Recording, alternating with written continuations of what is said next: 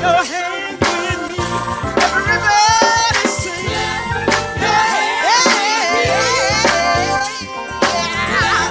Your hands with me. Sing hallelujah.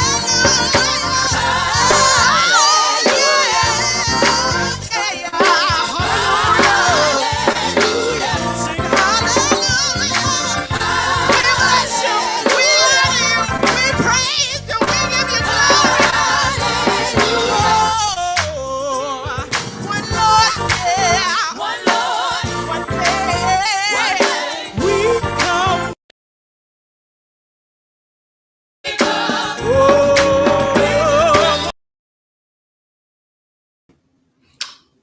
Praise the Lord, saints, family, friends, DOJM family. I'm so excited to be here with you on tonight. I was enjoying that praise and worship that was a part of Sunday morning service. If you didn't see Sunday morning service, I encourage you to go back and do a replay to watch that service. It was with our dear sister Cassandra Barlow out of Atlanta, Georgia, and she just blessed us with the assignment. So I'm so excited. I'm so thankful. I thank God for everything that transpired over the weekend. Last weekend just was a beautiful time. I had the opportunity of celebrating my birthday. We also had our pastor's appreciation, and it was just so many different things that came together. It was a beautiful time in the Lord. So thank you again for everyone that participated, whether it be big or small, whatever you did. I'm just so appreciative because I definitely felt appreciated. I definitely felt my energy. I definitely feel like, going another mile. So thank you all for taking your time, your finances, your energy, your thank yous, your hallelujah, your words of encouragement, whatever part you played. I thank you so much. It meant so much to me. Tonight, I'm getting ready to go into just one subject topic on tonight. This will not be a part of either series, the one that we're leaving out of, nor the one that we're going in, but just something that began to be, God began to work with me on and deal with me on over the last few days. And I just want to share it with you. As I begin to study, as I begin to prepare, the message took a turn. It started out one way, but it ended up, I believe, right where God would want us to have it. If you would, please tag and share. I want to help people that's out there, whether it be ministers, whether it be ushers, whether it be pastors, apostles, or lay persons, all the ones that's working in kingdom work. I want them to be a part of this because I understand sometimes kingdom work can be very taxing, and sometimes you don't feel appreciated. Sometimes you don't get the accolades that you feel that is due to you. But I want to encourage the ones that may not be in a season of someone celebrating you, but yet you still doing what it takes to make your neighborhood better, to make your community better, to make your church better, to make your family better, and to make yourselves better. So I just want you to lock in and share with someone that what the word of God is getting ready to bring to us tonight. If you would, I want you to grab your Bibles, your electronic devices, or read along with us. And I have quite a bit of reading to do tonight, but I'm going to try to break it up into at least two parts. And we're going to ask you to turn to Exodus, the 2nd chapter, in the New Living Translation. I think it'll be on the screen as well. I'll read from one of my other devices, but I just want to begin to share, and I'm going to try to get to our topic as quickly as I can, just to be, so you can be in the know of what we're doing. I want to give you the title of this book so we can turn the pages together. Exodus, the 2nd chapter, verse number 11 in New Living Translation, and it reads, "Many years later, when Moses had grown up, he went out to visit his own people, the Hebrews, and he saw how hard they was forced to work. During his visit, he saw an Egyptian beating one of his fellow Hebrews. After looking in all directions to make sure no one was watching, Moses killed the Egyptian and hid the body in the sand. The next day, when Moses went out to visit his people again, he saw 2 Hebrew men fighting. 'Why are you beating up your friend?' Moses said to one who had started the fight. The man replied, 'Who appointed you to be our prince, our judge? Are you going to kill me as you killed that Egyptian yesterday?' Then Moses was afraid, thinking, 'Everyone knows what I did.' And sure enough, Pharaoh heard what had happened, and when he tried to kill Moses, but Moses fled from Pharaoh and went to live in the land of Midian." Today, I want to talk to you from a subject topic of when you have been called to help. A subject topic, when you have been called to help. I know many people will not appreciate what you're doing. Some people will never say thank you. Someone will never give you a pat on the back, but you have been called to a particular task, a particular thing. And today I want to talk to you about Moses that's locked in between these two worlds. He's trying to help one group of people while the people that he was helping didn't recognize he was coming to help. And the ones that he had been around for most of his life thought he was doing a betrayal and didn't understand. Moses was caught between these two worlds, and the only thing he was trying to do was help his people. From the beginning, when Moses was born, he had an awkward time. He had a time where he didn't fit with the Hebrews, nor did he fit with the Egyptians. And he was being passed one from the other, but yet instead, he had a burning inside of him to help the place from which he came. When I first started preparing this message, I thought I would be preaching a sermon topic more on the lines of don't forget where you came. Oftentimes, we need to remember where we came from. We need to remember the ones that labored with us before you was famous, before you was beautiful, before you got your teeth fixed, before you lost that weight. The one that knew you in high school or even before then, that you might not have been voted most popular. You may not have been voted most likely to succeed. But now that God has blessed you, you have put time in, and God wants to use you to help other folk. People didn't think of you. You didn't think much of you back then, but maybe God have placed you and favored you and put you in a position where you can help people. But in this process of helping people, people don't understand exactly what you're doing, and no one appreciates you. But this is where Moses was in this moment. He was called to help his people. And I want to talk to you about the ministry of help, because all of us have been called and have been assigned to help certain people. We all have been called to do unique things. Not everyone will be in the pulpit. Not everyone will have titles on their name. Not everyone will be an apostle or prophet. Not everyone will be a pastor or a teacher or evangelist. But you have been called to do something. And in this season that you're doing it, maybe people truly don't understand. A friend of mine told me, and he shared this with me. He said, in your life, do what you love to do. Take people along with you and talk about Jesus while you're doing it. That is the recipe of success. Do what you love to do.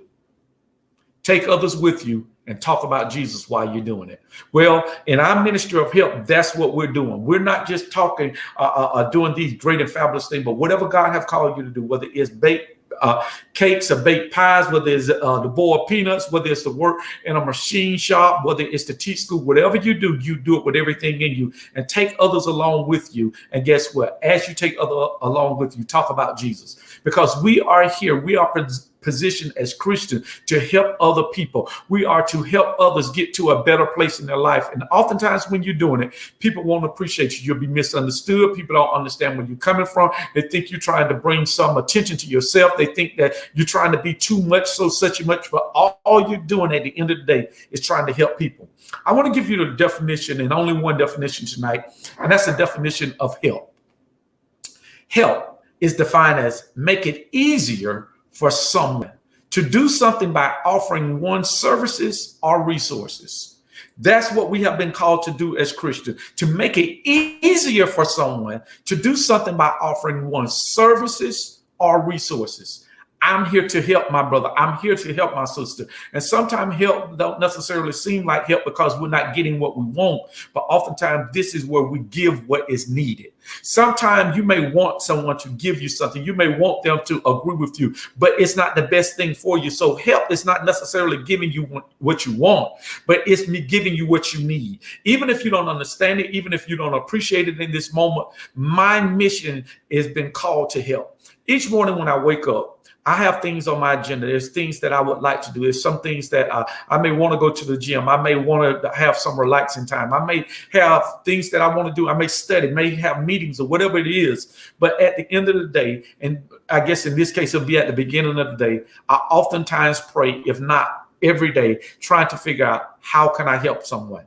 Whether it's help someone push a broken down car out the yard, whether it's out the road, or if it's helping someone pick up something that they can't carry, whether it's words of encouragement, whatever it is, I'm here to help. I'm offering my services and my resources. And it doesn't just go with words of helping. Sometimes you need to do some deeds. Sometimes you may have to use your energy. Other times you may have to use your resources. But as Christians, we are here to help our brothers and sisters get to a better place. Well, today I want to share that with you because I want to encourage the ones that might be caught between a rock and a hard place. You may be caught between the Egyptians and the Hebrews, and neither one of them understand you. And it doesn't seem like you fit with any particular group of folk, but you know you have been called for deliverance. You have been called to help someone get to that new place in life, to get to that better place in life. And while you're doing it, people may not know what you're doing. People may not understand what you're doing. You may not have your name in lights, but understand that you're doing what God have called you to do. You're the hands and feet of Christ while we are here on earth. Today, again, I want to remind you, when you have been called to help. I want to take you back to the beginning of that chapter, just so I can give you some background. And then we're going to come back into this 15th verse and conclude at this 15th verse and just talk about the last 5 or 6 verses that's in this chapter. The whole chapter is good. I've read it many a times, but today I want to speak with you and just want to bring some points out. At the beginning of this, I want you to look at this in Exodus 2, verse number 1. And I want you to look at it, and please, I want you to be encouraged. It says in verse number 1, chapter number 2, it says, about this time, a woman and a man from the tribe of Levi got married. The woman became pregnant and gave birth to a son. She saw that he was a special baby and kept him hidden for 3 months. But when she could no longer hide him, she got a basket made of papyrus reeds and waterproofed it with tar and pitch. She put the baby in the basket and laid it among the reeds among the bank of the Nile River. The baby's sister then stood at a distance watching to see what would happen to him. Soon, Pharaoh's daughter came down to bathe in the river, and her attendants walked along the riverbank. When the princess saw the basket among the reeds, she sent her maid to get it. Just open it up. She saw the baby. The little boy was crying, and she felt sorry for him. This must be one of the Hebrew children, she said. Then the sister approached the princess. Should I go and find one of the Hebrew women to nurse the baby for you? She asked. Yes, do. The princess replied. So the girl went and called the baby's mother. Take this baby and nurse it for me. The princess told the baby's mother, I will pay you for your help. That's interesting. I will pay you for your help. So the woman took her baby home and nursed him. Later, when the boy was older, his mother brought him back to Pharaoh's daughter, who adopted him as her own son. The princess named him Moses.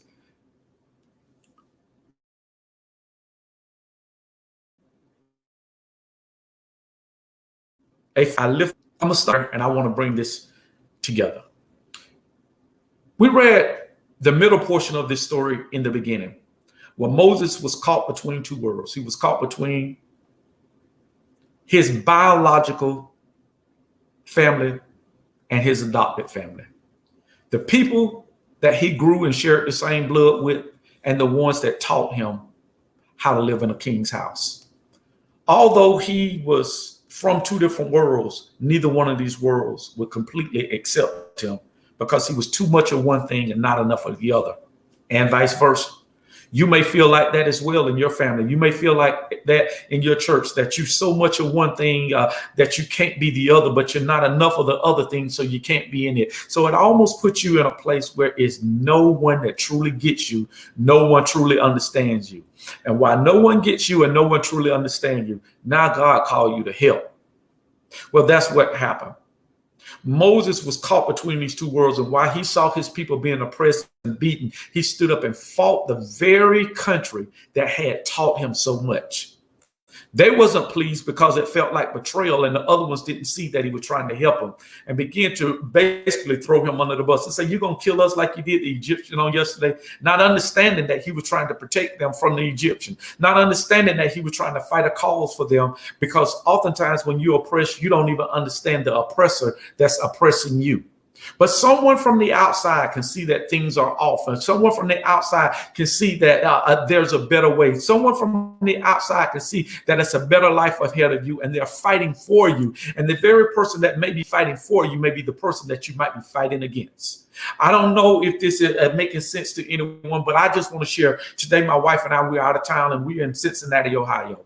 And in Cincinnati, Ohio, we went to a place today that was the National Underground Railroad Freedom Center. And in this Freedom Center, we begin to see the lives of the slaves. We begin to see the shackles, the handcuffs. We begin to see plots, and we begin to see clothing, and we begin to read articles about people that was trying to help someone else. People was tired of living in the state they was in. They was up under bondage. They was in a state of freedom. And then there was others that came along, like a Harriet Tubman, a Frederick Douglass, Solomon, I can't remember his name right off the top of my head, where they put their lives on the line trying to help someone. They put their lives on the line trying to make someone else, give them an opportunity of walking in freedom, even when they were struggling and trying to be free themselves. I want to let you know that there's people that's in your life that's fighting for you. There's people in your life that's putting their life on the line, trying to get something better to you. And oftentimes, just because they're not saying what we want them to say, doing what we want them to do, doesn't mean that they are against us. And that's what we have to realize. When you have been called to help, sometimes you have to encourage yourself because others around you do not understand what it takes for you to do what you was doing. I find it remarkable that Moses' mom, she knew what she wanted to do. She knew she wanted the best for her child. And in giving him the best, she had to get him out of her house. Sometimes we have to be removed from comfortable situations. We have to be removed from familiar settings just to get to a place that we can be victorious and that we can learn something that we can't learn in our own home. Whether that's our home, whether that's our own city, whether it's our own mindset, we have to be removed from those things. And as she got her son, which I knew was a hard thing, she hid him as long as she could. She protected him long as she could, but she had to ultimately come to a place where she had to put him in the hands of God. She had to understand that God could protect Moses far better than she could. Although she loved him, she couldn't keep him. Although she loved him, she couldn't protect him. Although she loved him, she understood that he had to go to another place in order for him to survive. I know this had to be hard as a mother to trust that God would find him and protect him, even when she put him in a river where he can be drowned, where he can be attacked by animals or crocodiles or alligators or snakes or whatever that was out there to harm him. She had to put him in a basket and trust that God was see him through. Sometimes we have to make hard decisions, but we have to trust God. Sometimes we have to do things that's unconventional, but we have to trust God because we understand that what this child needs, because the Bible told her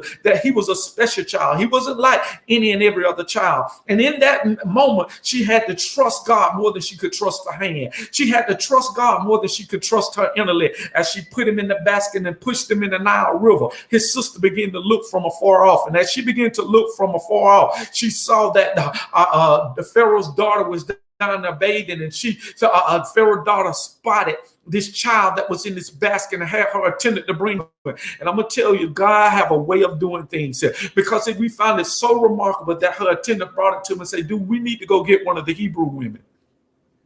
Do we need to go get one of the Hebrew women to help us? Although I understand what's in the king's house, but I know it's something down in that village that we need.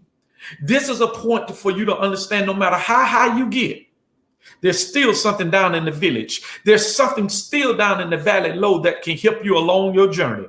Because what she needed, although she was in the king's house and she was her father was the king, she still needed something down in that village. So this is why we have to remember where we came from. This is why we have to not X off because we think we've been promoted. We have certain degrees. We've made certain accomplishments that now we think we can just walk away from it because I'm in the big city now. I'm in this place now where I have access to more things, but you can't forget where you came from. Whereas she said, yeah, get that woman. They went and got the very mother that trusted God and put Moses in the river. They not only went and got her, but they paid her to nurture her own son. Many of us will say, well, God, you brought it back to me, so I'm going to hold on tight. But even in this moment, as she was being paid to nurture her own son, she knew what Moses needed still wasn't in her house. As she began to get him and raise him and nurture him, she took him back, and he was adopted by the king's daughter. In this process of him being adopted by the king's daughter, he began to be exposed to another life. He began to be exposed to a better way of living. He began to be exposed to another way of living. He understood that everything, although his mama loved him and did great things toward him, had great intentions to him, he had to understand it's some other pieces that I need, and I'm gonna have to find it outside of my familiar setting. As the river water flowed, not just around his basket, but even in his mind, he was taught the ways of the Egyptians. He was taught the ways of bondage and how to come out of it. Because there was the day that he was going to have to go back to these same people. He was going to have to be the voice of their deliverance. It was the same people that just ran him away, just tried to throw him under the bus, that he was going to have to go back and he was going to have to speak a word, and he was going to have to talk to the very one that had brought him and raised him and say, listen, this is not right. God said, let his people go. As Moses began to think along those lines and talk along the line, it wasn't something that he was excited about doing, but he knew he was called to help other folk. I want to know today, is there a call for you to help people that you're not answering? You may say, I don't speak well. I'm not knowledgeable enough. I'm not Hebrew enough. I'm not Egyptian enough. I don't know enough. I hadn't been exposed enough. No one likes me. Everyone throws me away. I never fit in. But the question is, are you putting yourself in a position to help other people? God have called you specifically to help other people. The question is, are you helping them? There's people that's attached to you. There's an assignment that God is giving you that you need to answer. The question is, will you say yes? I want to share a few things with you before we leave out of here. I want to give you 5 points, because you may be saying, well, I tried to help, but they ran me away. I tried to help, but they didn't want to hear. I tried to help, but they just don't get it. And you may have become weary in well-doing because you're saying, they just don't appreciate me. They never say thank you. They never say I love you. And the very people that I tried to help is the very ones that went and told and threw me under the bus. Now Pharaoh is after me because I was just simply trying to help. And you're saying, Lord, I want to go back with you, but I don't want to help them people. Not those, because they don't get me. They don't understand me. I just want to sit in the pew. I just want to sit on this chair and do nothing. I just want to hear the preaching and the good singing. But God is saying he called you to help, whether that be from the parking lot or from the to the pulpit. God have called you to do something. The question is, will you answer the call? I want to know what you do when you have been called to the ministry of helps. I want to give you a few things to hold on to, because I want you to really remember these in the difficult times, in the hard time, when your yes becomes hard. I want to share this with you. When you have been called to help, when you have been called to the ministry of help, the first thing you need to understand is don't expect any fanfare. Ministry can sometimes be lonely. While Moses is being passed back and forth, to and forth, from one nation to another nation, from one citizen to another citizen, from one family to another family, no one said, I love you. You look at it, you don't even see anyone in this moment that was there to encourage him and to build him up and to strengthen him. You don't even see where you have any teammates, and you may feel like he's all appreciate his gifts. Well, I want to let you know, this is going to help you down the road. Don't expect any fanfare. Don't expect the parades. Don't expect the pat on the backs. Don't expect the accolades. Don't expect the appreciation. Don't expect those things. If you get them, that's great.